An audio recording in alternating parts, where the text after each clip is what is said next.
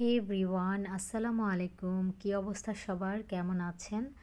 আমার এই ভিডিওটা অনেক আগের, আমি আপলোড দিব করে আপলোড করা হয়নি। তো যাই হোক, দেরি তো হয়েই গিয়েছে, আর তো কিছু করার নেই। এর মধ্যে বেশ কিছুদিন প্রচণ্ড গরম পড়েছিল। তো সেদিন হঠাৎ করেই আকাশ কালো করে বৃষ্টি নামছে। আমি ভেবেছি যে একটু বৃষ্টিতে ভিজবো। প্রায়ই এমন হয়, আমি বৃষ্টিতে ভিজবো প্ল্যান করে নিচে যাই, নিচে যেতে যেতেই দেখি বৃষ্টি থেমে গিয়েছে।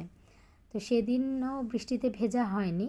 সেটার কারণ হলো প্রচুর থান্ডারস্টর্ম হচ্ছিল। তারপরও গিয়েছিলাম বৃষ্টিতে ভেজার জন্য, আমরা তিনজন, আপুর ছেলে আর আমি আর আমার হাজব্যান্ড। তারপর নিচে গেলাম, গিয়ে দেখি এত বাজ পড়ছে, ভয়ে আমরা আর বের হইনি। তো যাই হোক, বৃষ্টিতে একটু ঘুরে ফিরে তারপর আমি বাসায় চলে আসলাম। তো কয়েকজন আপু কিন্তু জানতে চান এখানকার ফ্ল্যাট বিক্রি হয় কি না, ফ্ল্যাট ভাড়া হয় কি না। তো তাদের জন্য আমি আজকে এই ক্লিপটা নিয়েছি।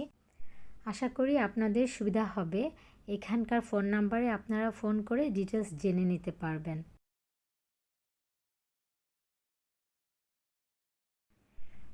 আর এটা হলো নেক্সট মর্নিং। বেশ কিছুদিন আমার ঘুমের অনিয়ম হওয়ার কারণে আমার শরীরটা একটু খারাপ হয়ে গিয়েছে। যেমন নাস্তাটা একটু দেরি করে করা হচ্ছে, তারপর দুপুরে খাবারটা দেরি করে করা হচ্ছে। এরকম হলে আমার একটু গ্যাস্ট্রিকের সমস্যা হয়ে যায়। তো ভাবলাম আজকে একটু রুটিনটা ঠিক করি। তো ঠিক করার জন্য সকাল সকাল ঘুম থেকে উঠে আমি আমার ব্রেকফাস্টটা প্রথমে রেডি করে নিয়েছি। সকাল সকাল সবাই ঘুমাচ্ছে, এই টাইমটা আমার মনে হয় আমার নিজের জন্য একটু দেওয়া উচিত। তো আমি এখানে গরম পানি আর পাউডার মিল্ক দিয়ে ওটসটা রেডি হতে দিয়ে গিয়েছি, সাথে আমি বাদাম অ্যাড করব। তো আমি হালকা পাতলা একটু এক্সারসাইজ করলাম, করে চলে আসলাম আমার নাস্তাটা বানানোর জন্য। এখানে গরুর দুধের পরিবর্তে আমি গরুর দুধ অ্যাপ্লাই করলে সবচেয়ে বেশি ভালো হতো এবং খাবারটা সবচেয়ে হেলদি হতো। বেশিরভাগ সময় আমি গরম গরম গরুর দুধটা ঢেলে দেই, ওটাতেই ক্রিমি টেক্সচারটা চলে আসে। তো এটাই কিন্তু হেলদি একটা অপশান। সাথে আপনি আপনার পছন্দ মতো ফ্রুটস, মধু, তারপর বাদাম অ্যাড করে নিতে পারবেন। আলহামদুলিল্লাহ, আজকের খাবারের জন্য আজকে আমি রাত থেকেই প্ল্যান করে রেখেছিলাম আমি সকালে কি খাবো। তো সেই প্ল্যান অনুযায়ী আমি আমার খাবারটা খেতে পেরেছি। হাতিলে আমার একটা ডাইনিং টেবিল অর্ডার করা ছিল, তো টেবিলটা এসেছে। এরপরে কিন্তু আমি আমার প্রতিদিনের কাজে চলে গিয়েছি। আজকে আমি অয়ন্তীর মাস্কগুলো সব ধুয়ে দিব। অয়ন্তী রেগুলার মাস্ক পরতে হয়। ও যখন স্কুলের গাড়িতে করে যায় তখন আমি মাস্কটা পরাই। এতে হয় কি, ওর ধুলোবালিটা নাকের মধ্য দিয়ে শরীরের ভিতরে যায় না। যেহেতু ও হচ্ছে হাই অ্যালার্জিক বেবি, তো ওর ক্ষেত্রে আমার অনেক কিছু মেনটেন করতে হয়। এখনকার যেই পলিউটেড বাংলাদেশের এনভায়রনমেন্ট, সেই অবস্থায় কিন্তু আমাদের উচিত বাচ্চাদের এই দিকটা খেয়াল রাখা।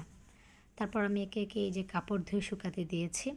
এই বারান্দাটা আমার সবচেয়ে পছন্দের, কারণ এই বারান্দাটা থেকে একদম নদীর মতো একটা ভিউ পাওয়া যায়। এটাকে লেকও বলা যাবে না, আবার নদীও বলা যাবে না। আসলে কি বলবো আমি বুঝি না, তবে এই পাশটা খুবই সুন্দর লাগে। যেহেতু আমার বাসাটা দক্ষিণ সাইডে, দক্ষিণ দিকের বাতাস কিন্তু পর্যাপ্ত পরিমাণে আমি পাই, বরং বেশিই পাই। আর সেদিন আমি একটু বাজার করতে গিয়েছিলাম, তো ওখান থেকে আমি এই বীজগুলো কিনে এনেছি। করলা বীজ, তারপর ধুন্দুল, ঢেঁড়স আর শসা।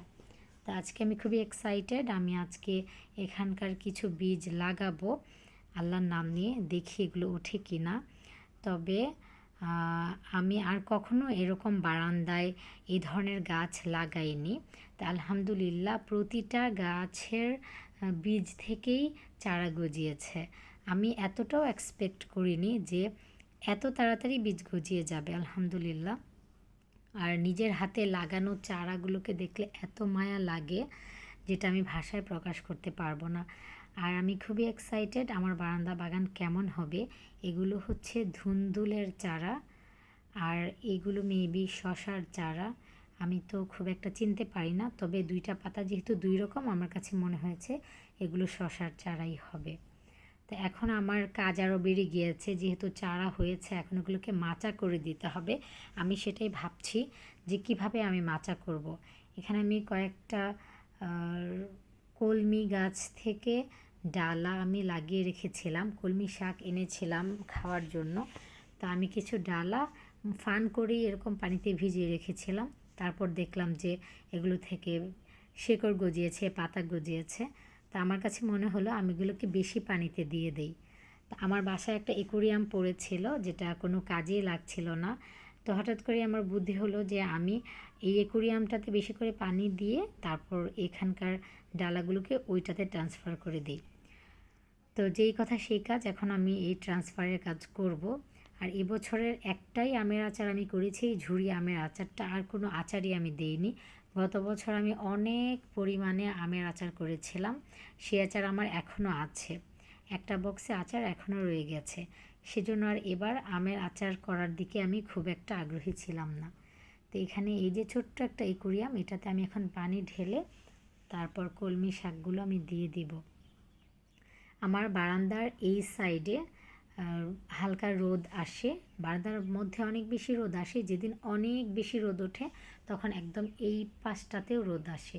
তা আমি ভাবলাম এখানেই আমি অ্যাকোয়ারিয়ামটা প্লেস করি। তো এই যে আমি অ্যাকোয়ারিয়ামের মধ্যে এগুলোকে দিয়ে পানি দিয়ে দিলাম।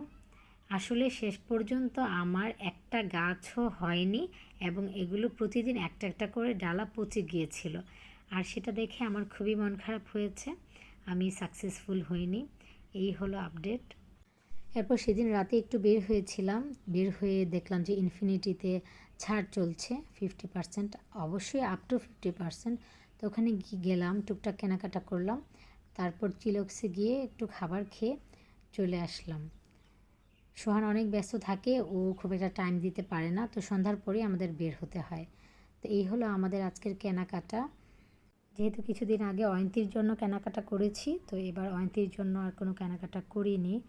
আমার জন্য আর সোহানের জন্যই কিছু জামা কাপড় কিনেছি। সোহানের জন্য 2টা গেঞ্জি, আমার জন্য 2টা প্যান্ট, একটা কোটি আর একটা ওয়ান পিস কিনেছি।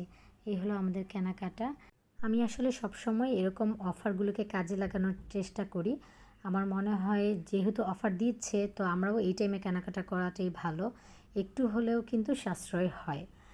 আর আমরা খুব একটা শপিং করতে পছন্দ করি না, তবে শপিং করা ছাড়াও তো চলা যায় না, অনেক কিছুই তো লাগে জীবনে চলতে গেলে। আর যেহেতু অন্য কোনো জায়গা থেকেও কেনাকাটা করতে পারি না, উত্তরাতে টুকটাক অপশান আছে, তা আমরা যখন যেখানে অফার পাই সেখান থেকেই কিনে রাখি। আর এবার যেহেতু গ্রামে ঈদ করার প্ল্যান আছে, তো গ্রামে ঈদ করার প্ল্যান থাকলে কিন্তু টুকটাক কেনাকাটা করতে হয়। একটা জায়গায় ঘুরতে যাবেন, আপনি যদি একটু নতুন নতুন কাপড় চোপড় নিয়ে যান, সেক্ষেত্রে কিন্তু আনন্দটা অন্যরকম হয়। তা আমরা এবার 3 বছর পরে পরিবারের সবাই মিলে গ্রামে ঈদ করব। মানে হলো আমার আব্বা আম্মা, আমাদের নিজেদের গ্রামের বাড়িতে আমরা সব ভাই বোনরা মিলে ঈদ করব।